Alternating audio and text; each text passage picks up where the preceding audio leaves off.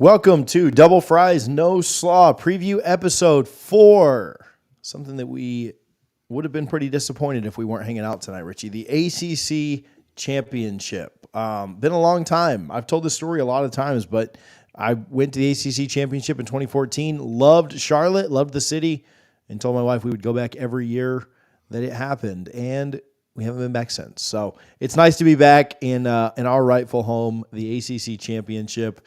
We'll talk about all that in just a minute. Richie, how's your week been, man? How's it? I mean, I still feel good after that win against UF. Like, I'm not over that yet, just for what it's worth. Yeah, and for me, this might sound weird. It's not so much the win over UF, which, definitely plays a huge role of it, but it was really today at lunch, and I'm just thinking about the season and just realizing, man, we went 12-0, and I think we said it was the 6th time in school history on our Sunday show, TJ. It's actually the 4th time. There were a couple other undefeated seasons with less than 12 wins. Some 11-0s, yeah. But man, it's just so cool to think about, especially heading into the season. And we both picked us to have really good seasons at 11-1, but 10-2, 9-3, I don't think would have shocked us. I think I would have been more surprised with 12-0 than 10-2 heading into the season. And it just hit me, man. As a Florida State fan, just enjoy the ride right now. Don't get caught up in all the talking heads, which we're going to get you guys riled up on here shortly.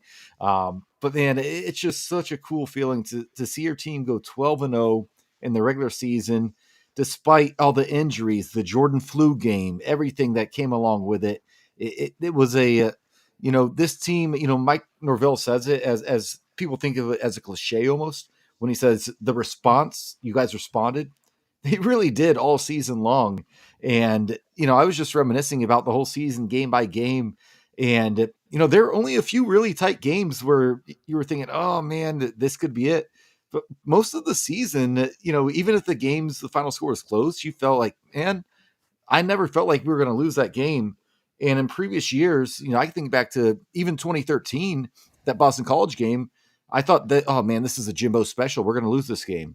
I've never really felt that way about any game this year. So just enjoy where we're at in the moment. We're going to talk plenty about Charlotte, Louisville, the playoff, all that good stuff coming up. But just take a few seconds, every Florida State fan, enjoy the season we've had because it's been amazing. Yeah, we'll do official picks and all of that fun stuff later. And I'm going to pick FSU in this game. So this is not like me already conceding or anything stupid like that. But honestly, at 12-0, it's hard to be upset with anything that happens from here on out. I think that what Florida State has done, considering the year they've had, this has been really, really special. I'd like to win 3 more, but it's hard to get upset with no matter what happens the rest of the way out. What the Noles have done this year has been pretty remarkable. So, all right, Double Fries No Slaw brought to you by Guthrie's. You can visit all 3 of their Tallahassee locations, 1818 West Tennessee Street, 2550 North Monroe, and then there's one over there on Appalachia as well on the northeast side of town. Again, just don't know that address yet, so you're going to have to forgive me on that. But Guthrie's will be out of the tailgate. We look forward to that. Hopefully you're coming to Charlotte. It's 2870 Appalachia Parkway over there on the east side of town. They will be out of the tailgate. Shout out my guy, Doug Rohan. Rohan Law sponsored us last year on our preview shows, pulling a little hero, grabbing the Guthrie's for us from their store up there somewhat close to Charlotte, and bringing it through. So hopefully you're coming to the tailgate. Your tickets you can get in the description. The link is there. It's FSU ACC23.eventbrite.com. So come hang out with us at the tailgate this weekend if you haven't already gotten your tickets. Richie, let's get into it a little bit. We'll start with this college football playoff rankings. We'll talk about Louisville here in a moment. But Florida State back into the top 4. Not super surprising. The College Football Playoff Committee this year has been pretty consistent. There have been no one-loss teams ranked ahead of undefeated teams. When there were 6 undefeated teams, there were 6 teams 1 through. Well, no, there were never. It was 1 through 5. There were always 1 through 5. There were never 6 undefeateds. When there were And now that there are 4 undefeateds, they've got the 4 undefeateds, 1 through 4. I don't know how much you really care to argue. Should Florida State be 2, 3, 4, whatever? I don't know. But back in the top 4, not super unsurprising. UGA, Michigan, Washington, then FSU. Oregon right behind, OSU, Texas, Bama behind there. Here's a good one. Do you think every team in the top 8 could still make the playoff? I do. I think there's a scenario where you could make an argument for any of them. I think the toughest argument is Ohio State. Because I think they're the only one that will not be playing for a conference championship, unless I'm mistaken. They need the most chaos to me. Yeah. So Ohio State, they're probably why Kirk went off the rails today, but we'll talk about that in a little bit. But yeah, Oregon, if they win, I think they're in. Ohio State, they don't play. They're sitting at home. They have no chance. Texas and Bama certainly have a chance in the top 4. Is this the first year where anyone in the top 8 heading into championship week could either play their way in or even play their way out? Because typically the number 1 seed, if you're undefeated playing in your conference championship game, you're safe. It's just playing for seeding now. There's a scenario where Georgia could get left out, TJ.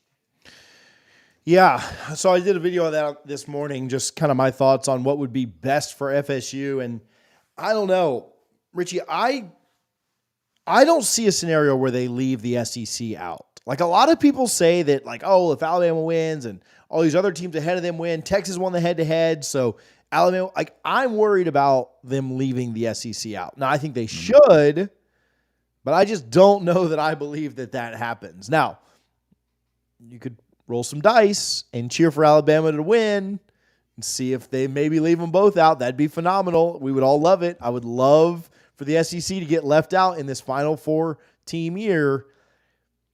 But I don't know if those are dice that I want to throw. Just give me Georgia winning the game so that I know that Bama's gone. Just honestly, Richie, at the top, I mean, I'd take an Iowa win, but just give me chalk at the top. Like, I'm good with just give me the 4 that are there. Guarantee me a spot in. You don't have to get all crazy with upsets or anything else. That also means that Florida State stays regional. That means we would go to New Orleans and not Pasadena. I know people are scared of Georgia, this, that, and the other. Just give me chalk 1 through 4. And let me stay close to home. Is that a hot take? Before I get your answer, Michael Harris, looking forward to seeing our guys bring home the trophy back to Tallahassee. Appreciate the love on Venmo, Michael. Harlan playing noise, and then I'll let you fire up the war chant and plant the spear. Noles win. Noles win. Yeah, I think the easiest scenario that the committee, if they just want to avoid all controversy together, is having 4 Power 5 unbeaten conference champions. Like, that's simple at that point. And there's a decent chance that happens, although Washington's about a 9.5, 10-point dog to Oregon. And I do think Oregon wins that game, but which makes things very interesting. But I tweeted out yesterday, and I thought one thing that was very helpful and almost a little surprising is Louisville only dropping to 14 in the college football playoff rankings. I thought that helps Florida State a lot, because if they had dropped to 16, 17, 18, then it's like, okay, they might be out of the top 25 if you beat them. But going from 14 with so many teams playing behind them not playing, they're still going to be top 20. And at that point, Florida State has a resume with 3 top 25 wins against the college football playoff ranked teams, and not a single one of them was at Doak Campbell Stadium. That has to hold some weight. And we'll get to the official, very vague, I think intentionally, college football playoff ranking criteria in a little bit, but I think that will hold enough weight. But, Herb Street made a good point. Even though he's been trying his best to convince the world Florida State doesn't belong, but Oregon and Washington, they're going to take care of themselves. Washington, with 1 loss, will not be in over Florida State undefeated. So now you're talking about, potentially multiple 1-loss teams jumping Florida State. I don't think the committee lets that happen. But my goodness, if you watch ESPN, you think that's a sure thing right now. Yeah, I worry about it a little bit. The biggest scenario to me, and I agree, I think that the Pac-12 takes care of itself, either Washington, and I'd rather Washington win, because if they were to be in the playoff, I'd rather play Washington than Oregon, just for what it's worth. But I'd rather Washington win, but I'd say a small part of me is worried about Washington losing a close game to Oregon and them thinking, because last year TCU lost a close game in their Big 12 championship. And I know different scenarios, but they left that team in. They basically said, we don't want to penalize a team for making their conference championship. Now, they would never say that about FSU, but if Washington was to lose to Oregon, that worries me a little bit. But what worries me about the SEC thing, Richie, is if Bama beats Georgia and you put them in, that's doomsday. do you have to put Texas in too because of the head-to-head? Now, I think what helps FSU is what you were alluding to. The fact that Louisville is 14 and Texas's opponent is 18. So unless Texas wins by 40 and Florida State wins by 1 on a fluky last-second play or whatever, Florida State's win is going to be better by at least 4 spots, right? Like if Louisville had like fallen down to 20 and Oklahoma State was like 10, that'd be trouble. Like it just would. They're looking for any reason they can to kick us out. That's why I'm okay with there just being chalk at the top. Also, if the playoffs in New Orleans, I don't care how many Georgia's favored by, I'm going to that game. And I'm going to go see that. And we might be doing some big things in New Orleans. So, like, I don't want to go to pass. Like, okay, here's a good one. Would you rather play, like, Oregon on the West Coast, Oregon or Michigan on the West Coast, or Georgia, like, closer to here? Pasadena. You'd rather go to Pasadena? Pasadena. And I would prefer I would prefer Oregon. Would you go, though, or you're just watching? I'm likely would not go to either. Okay, so if you were going. All eyes on Houston right now. Okay. So I'm not going to either, but I think, Florida State of all the contenders right now, it's probably the least likely to win the national title because of Jordan Travis, right? And that's fair, and that's a fact. But that doesn't change what happened since September. None of that has changed. But how poetic would it be if you get matched up with Oregon in the Rose Bowl and they're a 9-point favorite and you knock them off and now you have a chance to win a national title after all these talking heads have said all they want about Florida State. Again, Florida State's chances of winning a national title, very, very low, guys. But I do want to get to the playoff. But say a Cinderella story happens. You go to Pasadena, you knock off Oregon, avenge that 2014 loss, which I still call fluky. People are like, look at that final score. That's not a fluke. No, Dalvin doesn't fumble. Jameis gets in on the goal line. Jalen doesn't drop a sure pick 6. That's a game. That really is. And then give me Georgia and Houston. And who knows what happens in a one-off scenario. You might win 1 out of every 15 games in that scenario. But if you find the one, man, I would love to see Mike Norvell just go up to Kirk Herbstreit, shake his hand, and say, hey, appreciate you, man. So, speaking of Kirk, maybe that's a good time to talk about this. Or are we doing that later? Is that later in the show? Is that now? We'll do it now. This is our playoff talk. All right. There's some language. A guy who calls these games, I don't want to do the right thing. If you talk to Bill Hancock, and we had lots of meetings about this, they're not supposed to do the right thing. They're supposed to, their job is to put the best 4 teams in the playoff. Now, again, it's subjective. Who you think and I think are the best 4 are different, and that's fine. But that's what that group is supposed to do. Not what do we think about ratings. That's bullshit. All right, I tried to cut it off there before Kirk went to So some context language there. So some quick context to that clip. That's from Pardon My Take, #1 sports podcast in the world. But one of the co-hosts, Big Cat, basically was saying that if Florida State wins this weekend, the committee has no choice but to do the right thing and put Florida State in the playoff. And you just heard Kirk say, I don't care about the right thing. I want who I think, because I'm calling the games, that's who I want to be in the 4 teams I want, not the teams. Basically, he said, damn with the games on the field that got played. They don't matter. So, TJ, should we get rid of the terms wins and losses in college football and just call them, performance evaluations or auditions? Because that's what Kirk Herbstreit was saying right there. Well, to me, what's tough is where do you draw that line? Like, Alabama could have lost. Like, I mean, I don't know if you watched it closely. I had it on. I'm a Bama fan. We watched it closely. I flex the back patio setup with the 3 TVs a lot, and I think I spent 2 Saturdays this year out there watching. So It sucked. But I digress. That was one that I watched. That was one that was like on the 3 TV setup, and I watched the entire thing. Alabama could have lost that game. And what if they go in and beat Georgia by 30 and they're sitting at 11-2? I'm sorry, 10-2. And that'd be 11-2. I was right. And they have a 30-point win against Georgia. And we know that Alabama's a better team right now than they were earlier in the year. Do we just put them in? Like, where's the line at? And that's why the results on the field have to matter. If Florida State and Alabama had the same record, then I think you could say, yeah, that's fine. Alabama's better. And the tiebreaker is how you look. But winning games has to matter. And it always has mattered. Again, Alabama could have lost 2 games this year early in the year when they weren't playing well and they were about to bench Monroe and they stunk against USF. They did bench him. Yeah, when all that stuff was happening. And Alabama would still be just as good as they are today. They would still have the quality wins against Ole Miss and LSU and beat Auburn in the last minutes. And then if they beat Georgia, why not put them in at 11-2? Why not? Shoot, I think LSU would be favored against Washington if they got put up head-to-head. But LSU has 3 losses. They don't deserve to be in. Like, your results on the field at the end of the day have to matter. Alabama could have started the year 0-3, and they still probably are one of the, like, they would be favored over, like, the rest of college football minus, like, 2 or 3 teams. And so, like, where is that line? Where's that cut? Well, there is none.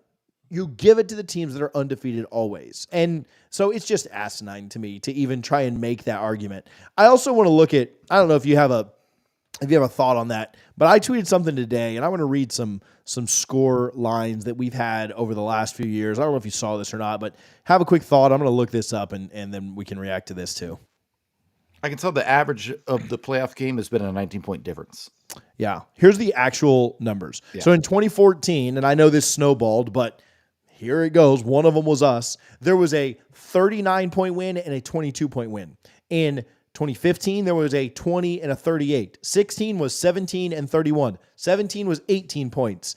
2018 was 27 and 28. 2019 was a 35-point win. 2020, we didn't have a close game through the entire playoff. 17 points, 21 points, and 26 points. 2021, same thing. 21 points, 23 points, and 15 points in the championship. And then last year, in our national championship, it was the most boring. Richie, we watch and obsess and make videos and talk and call each other and text all day, every day, for 365 days a year about college football. And we had to watch a 65-7 blowout, a 58-point national championship romp. And this fool wants to tell me, oh, we shouldn't do the right thing. Like, where was he last year when TCU literally lost their conference championship?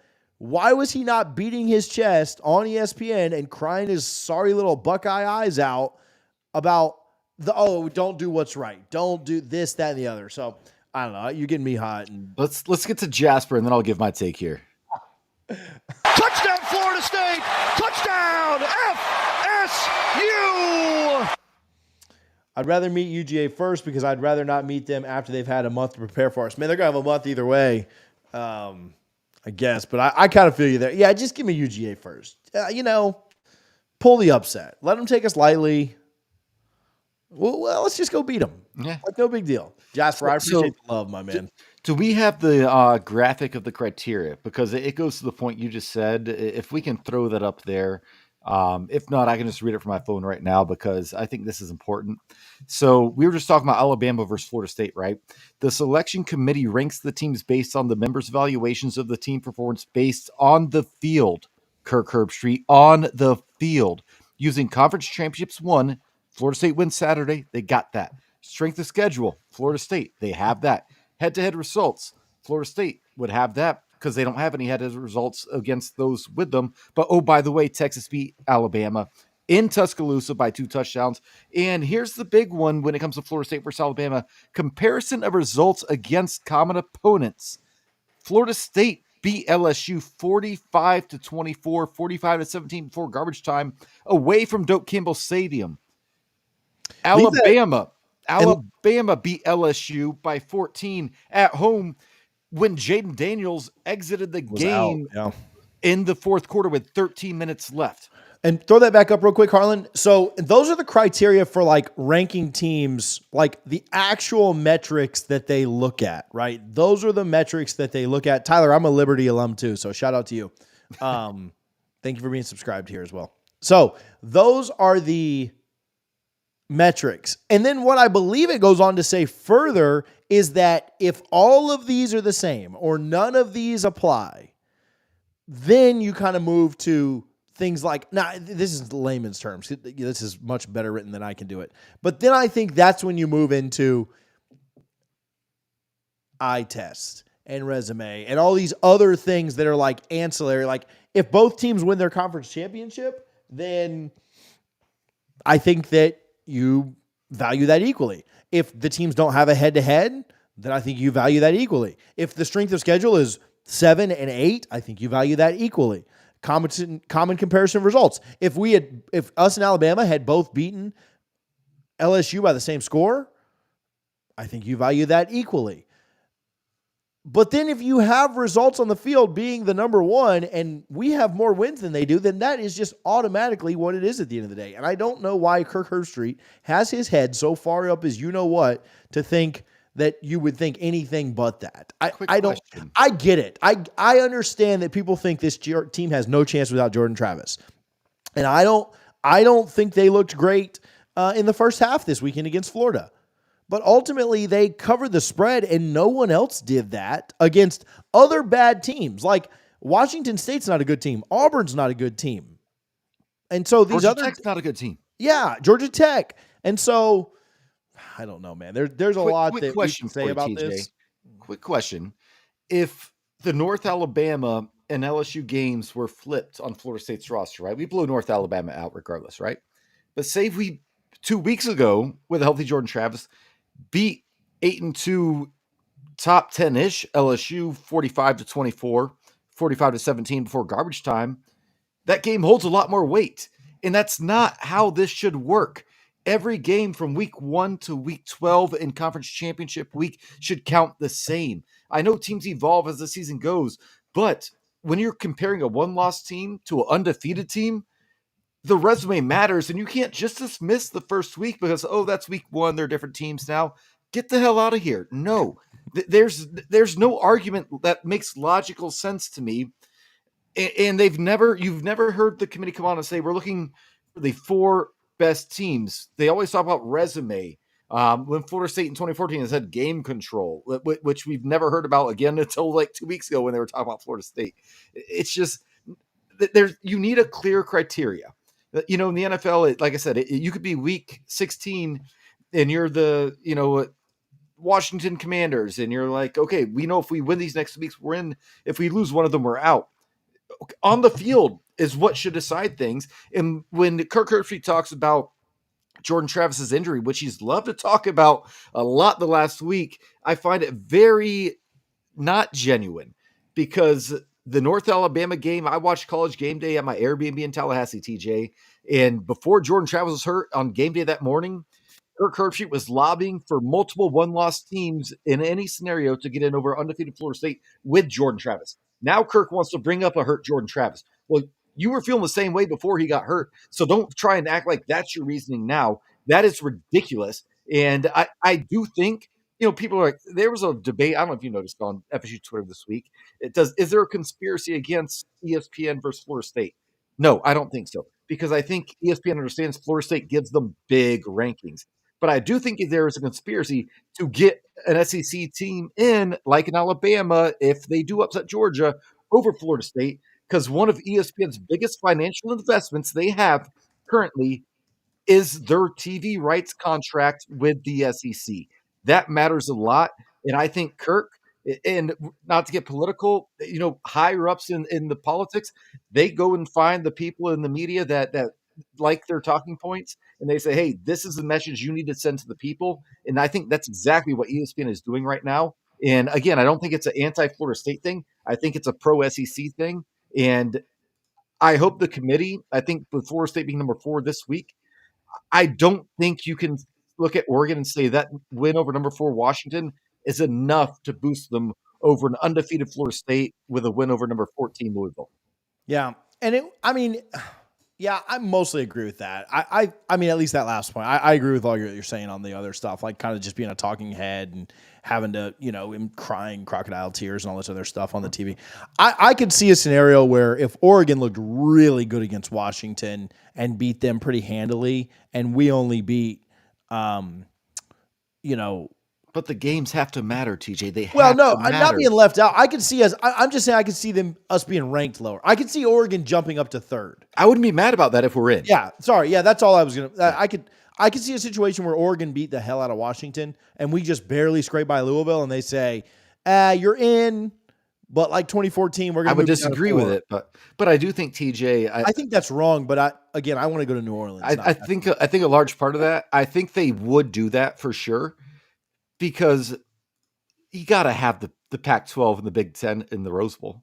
Like, I just think that makes more sense. That'd be fun. And then you have the ACC and SEC and the Sugar Bowl. That part makes sense, and I get it. If you're tweaking whatever, I still think Florida State should be ahead of Washington based on resume, even if they beat Oregon. And they should be ahead of Oregon if they have the better record. I just think that. But I do think they want to try and regionalize these games. Although I do think a Florida State Georgia national championship, if it were to happen, would pull much better rankings than Georgia versus either Washington or Oregon.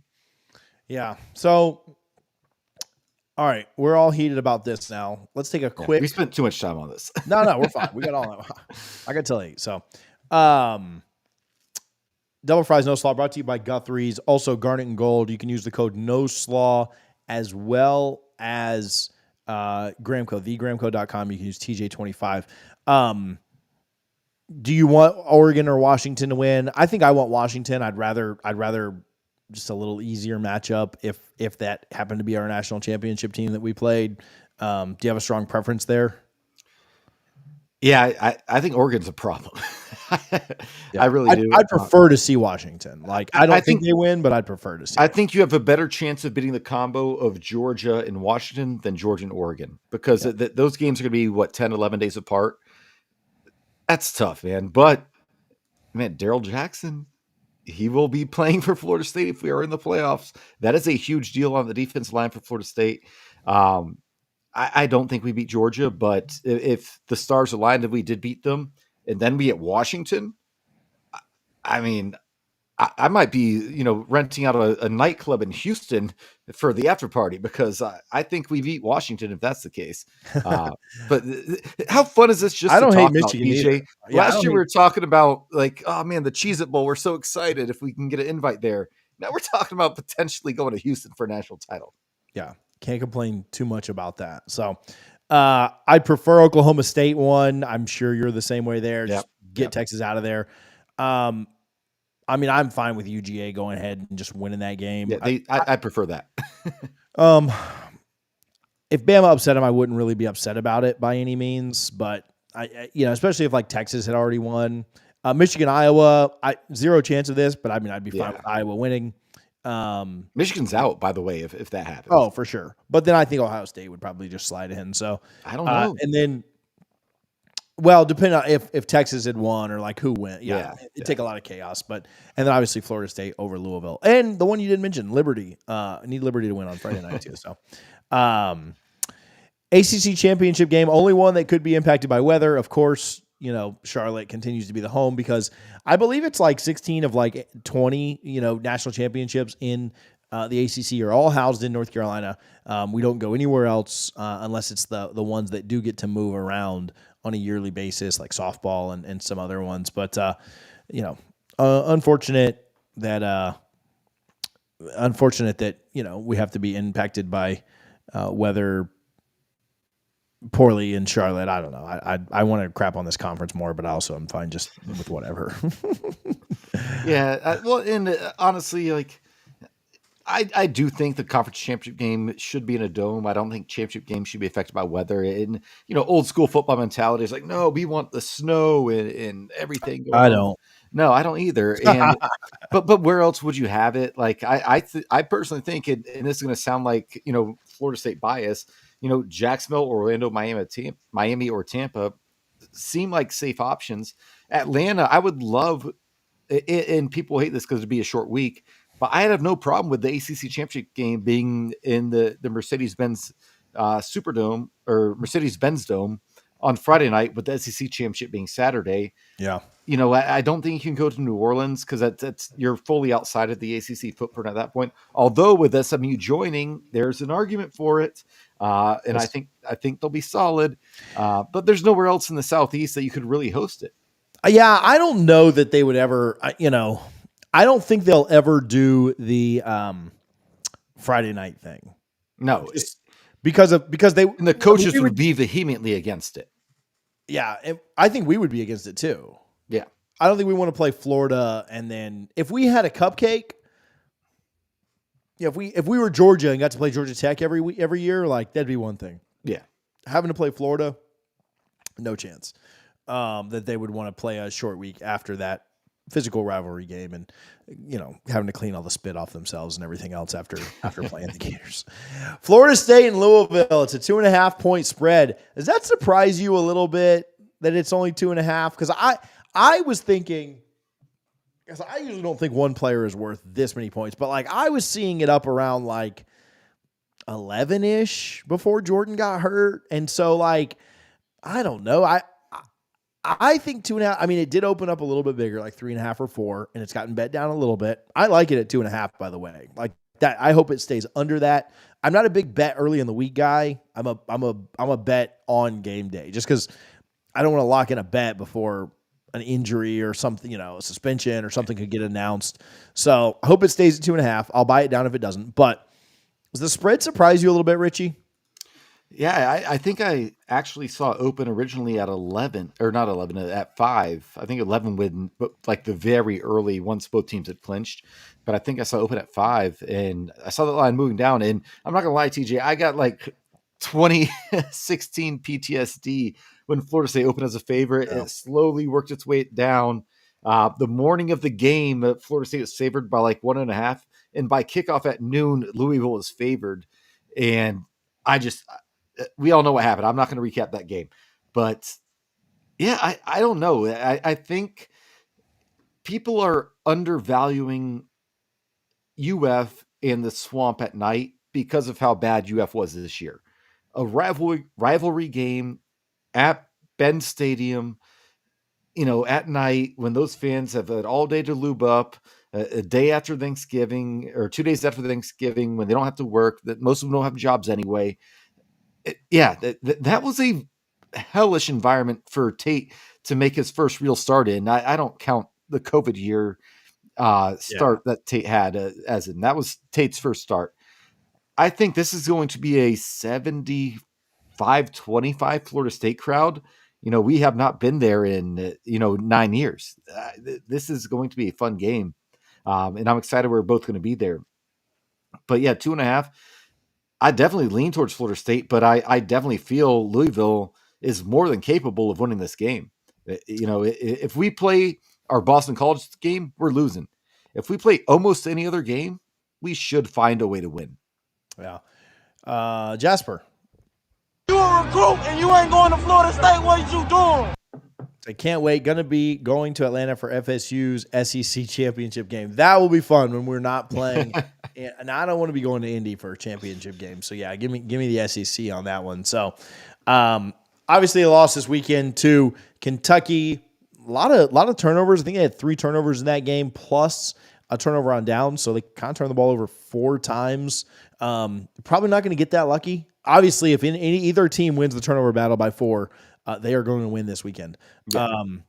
But I feel pretty confident in Florida State not turning the ball over a ton in this game. So that doesn't really worry me. It wouldn't shock me. I mean, the Noles, Max Brown was obviously a freshman playing last week for the Gators, but the Noles dropped a couple of interceptions. I thought Jarden Jones, nearly had one.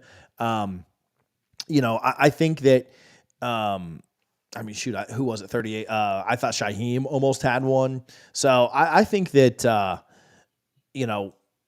Florida State's going to try and take care of the ball here. I think Louisville will too, but they've shown that they're susceptible to potentially turning the ball over. They also lost in the Pitt game. They had some turnovers in that game as well. Lost 38-21.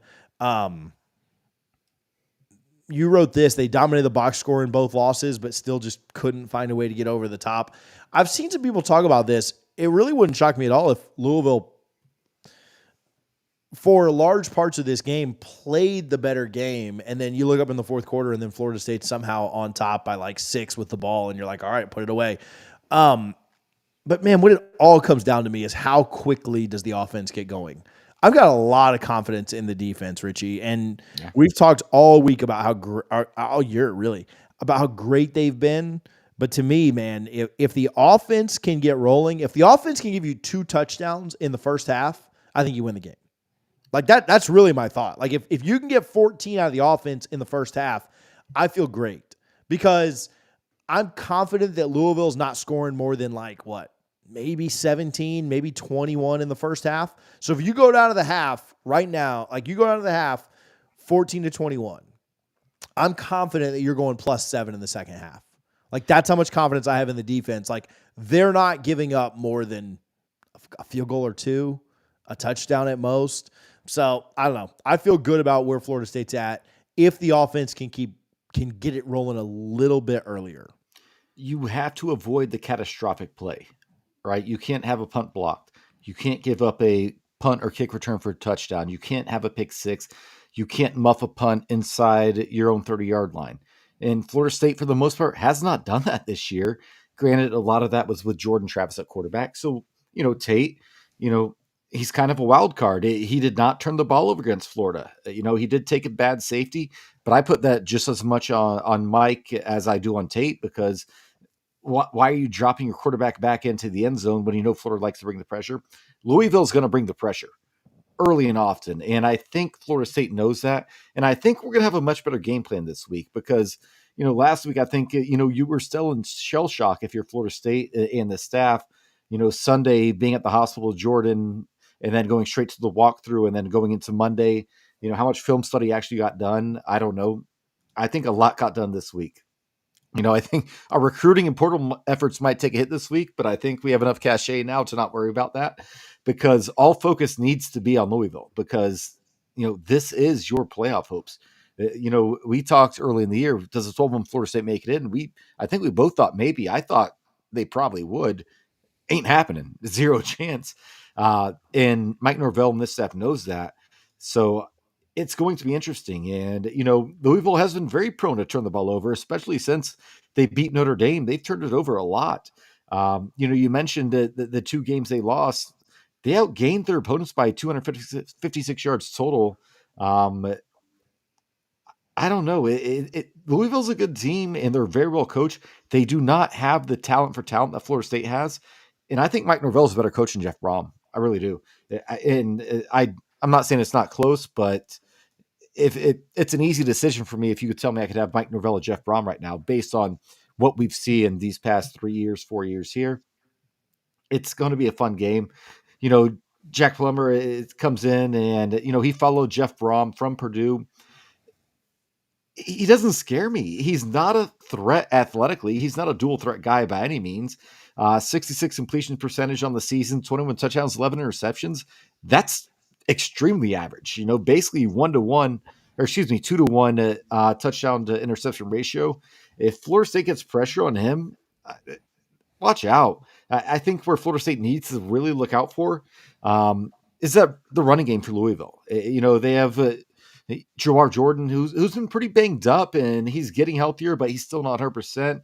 And Isaac Garando, we'll see what happens. If they're both on point, that's trouble for Florida State. But I trust this defensive line, and I trust this linebacker group, man. That was a question mark heading into the season. How good are these linebackers with, Kalen DeLoach and Tatum Bethune? I think they've shown they're more than adequate. They are plenty capable, and I fully expect them to do everything they need to do. Jamier Thrash is wide receiver 1. He's really the only target they go to, but he's also a major home run threat. I like this matchup on Florida State's defense to Louisville's offense. If Florida State's offense can get things going, I think there's a chance we run away with this thing. I don't think we will because I see this being a very close game and predictions coming, but Florida State could blow Louisville out to the tune of 20, 24 points. Louisville's not going to do that to Florida State. I don't think so. I don't think our defense will allow that. That's where I'm at. I think that. So I watched the X's and Noles breakdown of the game, which was phenomenal today. I shared that on Twitter or X or whatever. If you're watching this and you've got some time to kill, it's kind of long. It's like an hour and 20 minutes or something. So it's not necessarily quick, but I usually watch stuff on like 2 times speed because I'm a psycho. You can get through it fairly quickly. They really showed you how close Florida State was to. Tate gets a lot of blame, but man, a lot of it wasn't Tate. A lot of it was, Trey kind of missing holes, offensive line issue here. Keon missed a block. Like Florida State had stuff blocked up pretty well, and Norvell gets a lot of crap. I agree with you on the safety. I don't think the safety was a play. Like they just, I don't know.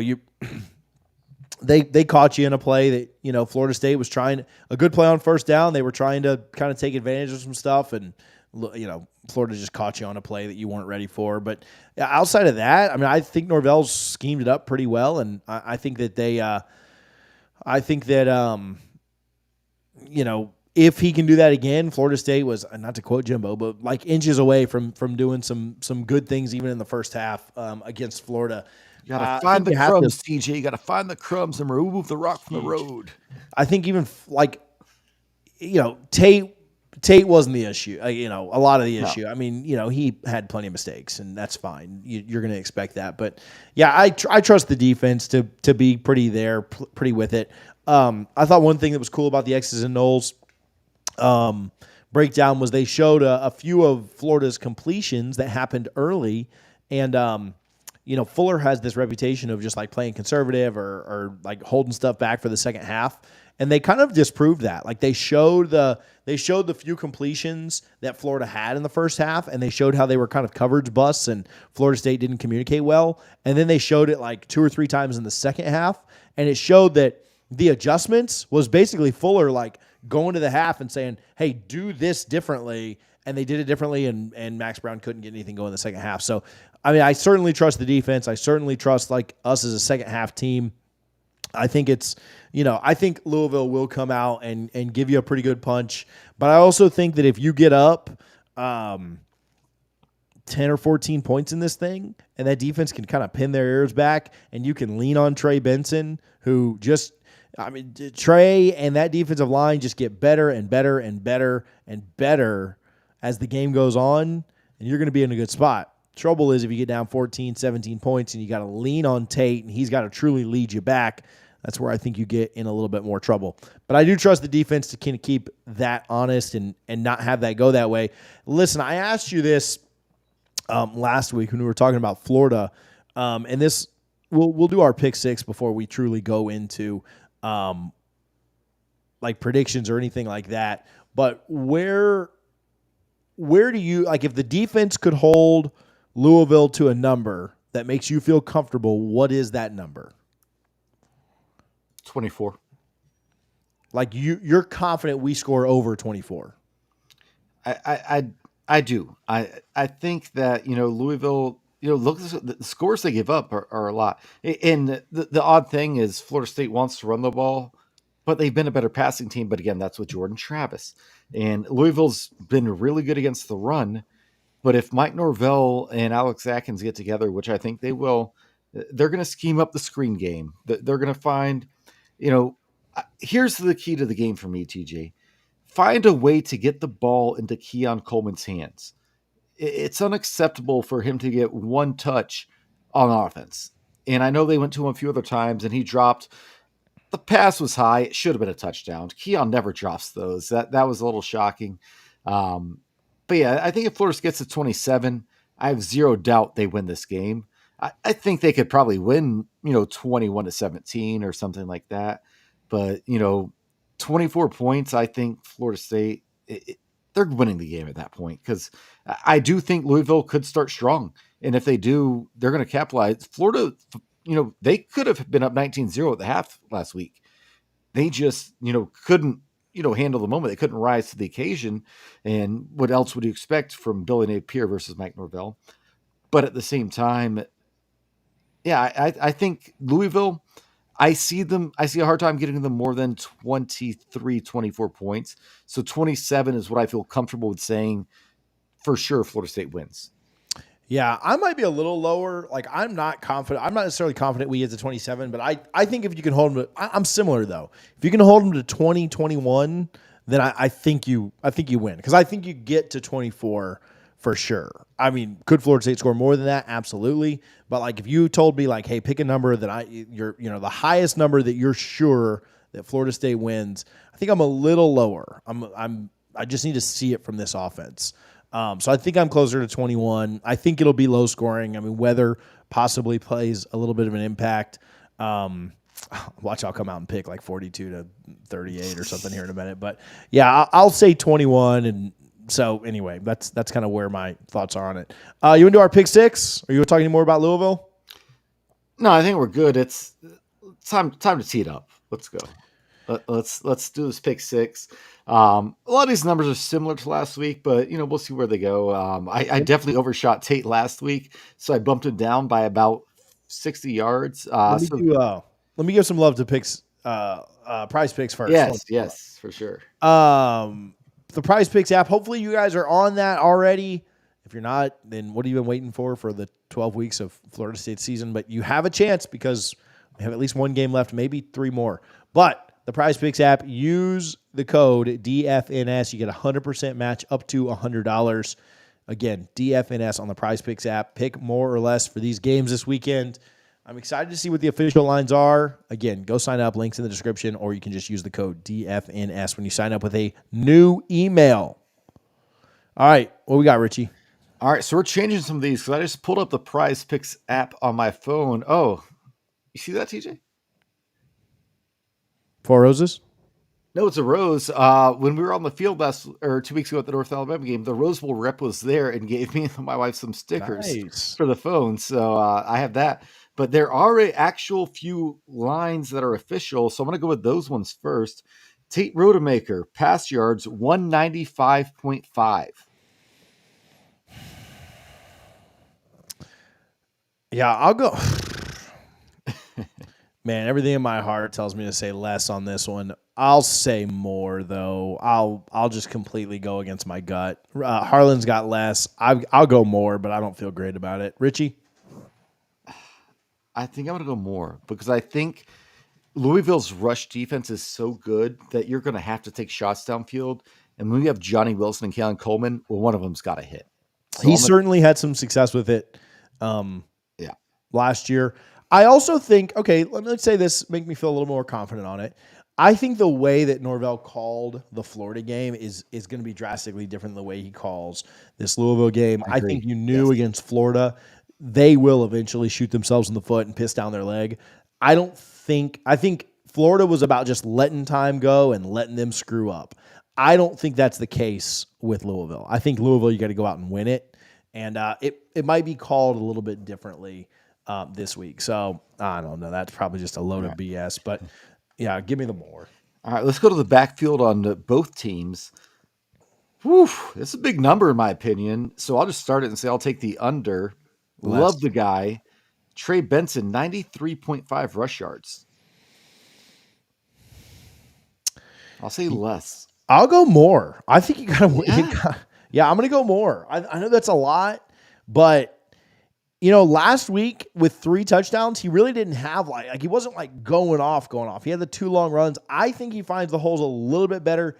I think Florida's defensive line is not great, but they are big, and I think that contributed to a little bit of what kind of clogged up things in the first half. I'll go more here. Harlan's going to go more with me as well. Here I go pick on the more on everybody's, and then I'll take the under on the team total. But yeah, go ahead on the next one. I'll just say if he's more than 93.5, Florida State wins. Let's go to Louisville. Jawar Jordan, 70.5. TJ Harlan, what do you guys think? 70.5. I know nothing about this kid, so Harlan's going to go more. I will go less here. I think they held a better running back last week in Trevor Etienne and Montreal Johnson, both of them down. I'll go less. I really like our defensive line. I like the rushing. The secondary is certainly what worries me more. So, yeah, I'll go under here or less. Harlan's got more. Yeah, I think I'm going to go less here just because, like I said, he's a little banged up right now, and they basically split carries. He gets a little more carries than the other guy, but I just think in the first half, you're going to be sweating. In the second half, by the fourth quarter, when this defense adjusts, you're going to be like, well, why was I worried? All right, let me stat correction real quick. Montrell Johnson did have more than that last week. He had over 100, but it's because that 50-yard run at the end of the half that they didn't score. So, like, empty stats. All right, go ahead. All right, so let's do I want to hit both Florida State receivers here because these are, again, official Prize Picks lines. Interesting here. Keon Coleman, 47.5 receiving yards. I'll go more there. I think I'll take more too. You've not seen Keon string together back-to-back bad games, and I think Johnny actually goes off for more, so I'm sure that's your next question. But Harlan's got less, but I got more on this. I'll go more on Keon being over that a little bit. So you said Johnny goes for more. He's actually at 57.5, so 10 yards more than Keon's projection. Yeah, I'll go more here as well. I think that and it's kind of a case of like, well, if I just take more on one of them, I'm going to be right on one. But they're not going to be able to guard both guys, and so you'll get some stuff too. Johnny and Keon. I think that familiarity last year with Tate and Johnny is big. I'm actually more confident that Johnny goes for more than I am with Keon, but I think Keon has a nice day too. Is Jarvis Brownlee still there? He is. He's on the thumbnail. Oh, man. All right. Johnny's going more for sure. We saw that last year. We'll finish with the official Vegas more or less total points between the two teams, 48.5. I'm going less. That's kind of where my gut is at, and kind of everything I've said is going against that when I take the more on everybody's yardage totals. Is there a more or less for Plummer, by the way? Let me pull that up real quick. But I'll go more. I think it'll be really close to that. I think that's a good line, but I think 27-24 might win it. 31-24 might win it. So, yeah, give me slightly more on that. So this will be our bonus pick since it's the last game until the playoff. Jack Plummer, more or less. I'm going less, guys. 228.5 pass yards. Yeah, I kind of like the less. I mean, unless they just have a massive one that goes, way downfield for like 70 yards, a busted coverage or something. I kind of like him to be less for the duration of the game. Harlan's got less as well. So, yeah, I like less there. I mean Florida State has the number one pass defense in the country. Yeah, Florida State's really freaking good. I know that, there's a bunch of miserable people out there that think that Jordan Travis, and I love Jordan Travis. Don't get me wrong. Shout out to Jordan for winning the ACC Player of the Year, by the way. Yes. So I get it. I love Jordan, and it sucks. And I would much rather be going up to Charlotte this weekend knowing we were going to win and just literally, well, I don't want to say that because some people, I know some people watch this, but like literally just party a lot and know that the game was going to have, be a win either way. But yeah, like the team is more than just Jordan Travis. Boo Corrigan said it last night when they asked him, hey, how did you factor in the injury to Jordan Travis? And, ESPN, we talk about Reese Davis, this guy, that guy, everybody else asking and basically begging for the committee to not give love to the Noles. And Boo Corrigan's response was, it's more than just one player. And that's what this team is. And at the end of the day, I said this last week about Florida State, how important this game was for Mike Norvell. I think it's a little bit less now. Like, I think last week was actually more important to beat Florida just because of the recruiting stuff. You were a bigger favorite on the road than you are here, obviously. I think it was a bigger deal to beat Florida. But some of my thoughts last week on beating Florida exist here too. Like, Louisville's a good team. I'm not trying to take anything away from them, but what's their most impressive win is what, Notre Dame, right? And you're better than them. I mean, you look at every single matchup, right? All right, they can have quarterback, right? I'm not going to sit here and jump, stand on a ledge for Tate. But you're better on the offensive line. You're better at running back. You're better at wide receiver. You're better at tight end. You're better at D-line. You're better at linebacker. You're better in the secondary. You're the better coach. You're going to have more fans in the crowd. And I don't know that Plummer's that much better than Tate. Like, he's more experienced. He's played a lot more. I'll give them quarterback. But if we lose this game when they had one position group better than us and everything else favored Florida State, Kicker's better. Mastromanno's up for the Ray guy. Like, Keon's a better return. I don't care. Every single position group favors Florida State, except for quarterback. If you lose that game, even then, I'm not impressed with Plummer. That's 11 interceptions on the year to 21 it's a touchdowns. problem for me. If you're better everywhere across the board and you lose this game, again, outside of quarterback, that to me, it's a problem. Now, it's not like, I'm going to fire Mike Norvell or I'm off the boat or nothing like that. But this is a game Florida State needs to go out and win. This is not a, oh man, hopefully we can get them, like hopefully we can find a way to do this. This is a game you go out and win. And Louisville, you look at who they've played. You have to play the teams on your schedule. I get that. I'm not trying to dog them for that, but they haven't played a good schedule at all. They've been lackluster when they have played some great teams. They look terrible against NC State. If NC State had any kind of an offense, they'd have won that. I don't think they're a great team. I think they've done fine for this year. Nothing they've done has overly impressed me. They barely beat Georgia Tech to start the year. Barely beat NC State when NC State scored 10 points. Got blown out by Pitt. They got Duke after the Leonard injury the week after we played them. Barely got by Virginia. Barely got by Miami by the same score we did. Lost to Kentucky. Like, this is a team you need to beat. I don't know. There's a lot, I'm not trying to put extra pressure out there. I mean, hopefully the guys aren't watching TJ on the French Fry show, but this is a game you need to win. This is a game that Florida State should win. So, all right, we got predictions. Harlan, go ahead and pick Louisville since I just said all that.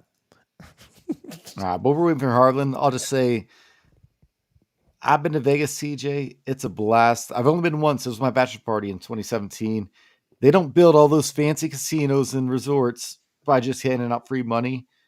Florida State's going to struggle, but they're going to find a way to get it done and force the committee to make a decision. And Florida State wins 21-20. Harlan's got Louisville 31-21. Harlan doesn't count. Harlan has Louisville winning. Yeah, and I've got the Noles winning this. I think that they find a way to get through as well. Probably score a touchdown late to make it kind of like last week. They scored a touchdown late to make it a little less dramatic than it really should have been. Give me like 28-17. It's 21-17. Florida State's got the ball late. They score late, go up 2 scores. 28-17. I think the defense shows up one more time, puts the team on their back, and the Noles are 13-0. ACC champs. If I'm wrong, clip it and play it on Sunday. So, any shout-outs before we get out of here? None off the top of my head. Just shout out I believe the Marching Chiefs. Shout out them. I don't know if he shouted them out on Sunday. Shout out them for just ruining Tom Petty. And I believe they will be in Charlotte as well. So I'm just looking forward to being in Charlotte, seeing my sister, seeing my nieces, my nephews. It's going to be a fun weekend, minus the 16 hours in a car between Thursday and Sunday.